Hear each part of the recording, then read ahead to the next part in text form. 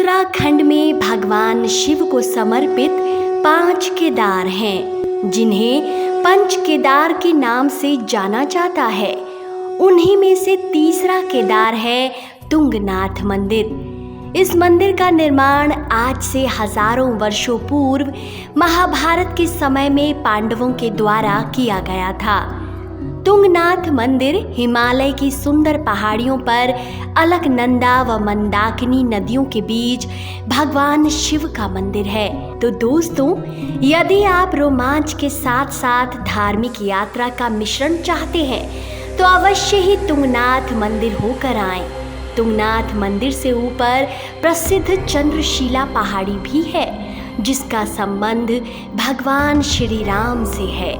तो चलिए, आज हम महाकालेश्वर उज्जैन में आपको तुंगनाथ मंदिर की कहानी और इतिहास के बारे में विस्तार से जानकारी देते हैं। महाभारत का युद्ध आप सभी को मालूम है, यह बात उसी समय की है। इस मंदिर के बारे में पौराणिक कथा प्रचलित है, जो कि महाभारत काल की है। ऐसा कहा जाता है कि महाभारत के युद्ध में विजयी होने पर पांडवों पर अपने भाइयों की हत्या का आरोप लगा। ऐसे में पांडव भातृ हत्या पाप से मुक्ति पाना चाहते थे। इसके लिए भगवान शंकर का आशीर्वाद पाना आवश्यक था, लेकिन भगवान शिव पांडवों से मिलना नहीं चाहते थे। पांडव उनके दर्शन के लिए काशी गए, पर वहां भी वे नहीं मिले। तब वे उन्हें खोजते हुए हिमालय तक जा पहुंचे, लेकिन फिर भी भगवान के दर्शन उन्हें नहीं हुए। भगवान शिव केदारनाथ जा बसे, लेकिन पांडव अपने इरादे के पक्के थे। वे उनका पीछा करते हुए केदारनाथ पहुंच गए। भगवान शिव ने तब तक बैल का रूप धारण कर लिया था, लेकिन पांडवों को संदेह हो गया था।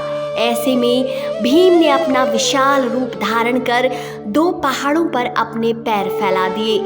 अन्य सब गाय बैल तो निकल गए, परंतु शंकर रूपी बैल भीम के पैर के नीचे से कैसे निकलते।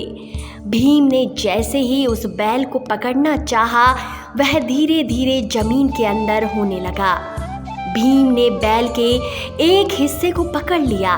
पांडवों की भक्ति और दृढ़ संकल्प देख भगवान शंकर प्रसन्न हो गए और उन्होंने पांडवों को दर्शन देकर पाप मुक्त कर दिया। उसी समय से भगवान शंकर के बैल की पीठ की आकृति पिंड रूप में केदारनाथ में पूजी जाती है। ऐसा माना जाता है कि जब भगवान बैल के रूप में अंतर्ध्यान हुए तो उनके धड़ से ऊपर का भाग काठमांडू में प्रकट हुआ। अब वहाँ पशुपतिनाथ का मंदिर है। शिव की भुजाएं तुंगनाथ में, मुख रुद्रनाथ में, नाभि मदमदेर में और जटा कल्पेर में प्रकट हुई। इसलिए इन चारों स्थानों सहित केदारनाथ को पंचकेदार कहा जाता है। यहाँ शिव के भव्य मंदिर बने हुए हैं। ऊखी मठ चोपटा मार्ग पर मुख्खू मठ तक सड़क मार्ग से पहुंचा जाता है। फिर आगे लगभग 3.5 किलोमीटर की यात्रा पैदल की जाती है। हिमालय में प्रकृति और पर्वतीय सौंदर्य का आकर्षक यहाँ आकर पूरा हो जाता है। घने जंगल से गुजरता हुआ मंदिर तक का मार्ग भक्तों के मन में सदा के लिए अपनी छाप छोड़ जाता है। जो साधक एकांत में साधना करने की इच्छा रखते हैं, उनके लिए यह स्थान पूरी तरह उपयुक्त है। यही नहीं, यहाँ आने वाले भक्तों की भगवान शिव सारी मनोकामनाएं पूरी करते हैं। तो दोस्तों, आपको ये वीडियो कैसा लगा, अपनी राय कमेंट सेक्शन में ज़रूर दें। हर हर महादेव।